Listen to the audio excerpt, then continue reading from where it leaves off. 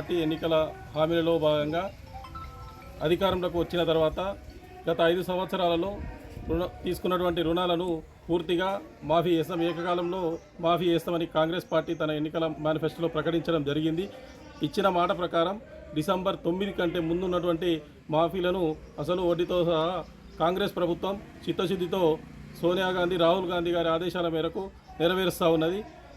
మొట్టమొదటిగా 0 నుండి ₹1,00,000 వరకు మన మండలంలో, ఉమ్మడి వెల్దుర్తి మండలంలో సుమారు 3500 మంది రైతులకు లబ్ధిదారులు రుణమాఫీ ద్వారా లబ్ధి పొందడం జరిగింది. అదేవిధంగా నిన్న మరి రెండో విడతలో కూడా 0 నుండి 1,50,000 వరకు సుమారు 1,500 మంది రైతులు రుణమాఫీలో లబ్ధి పొందడం. సుమారు 5,172 మంది ఉమ్మడి వెల్దుర్తి మండలంలో రుణమాఫీ ద్వారా లబ్ధి చెంది పూర్తిగా ఏకకాలంలో బ్యాంకుల నుంచి మళ్ళీ రుణాన్ని తీసుకోవడానికి ప్రభుత్వం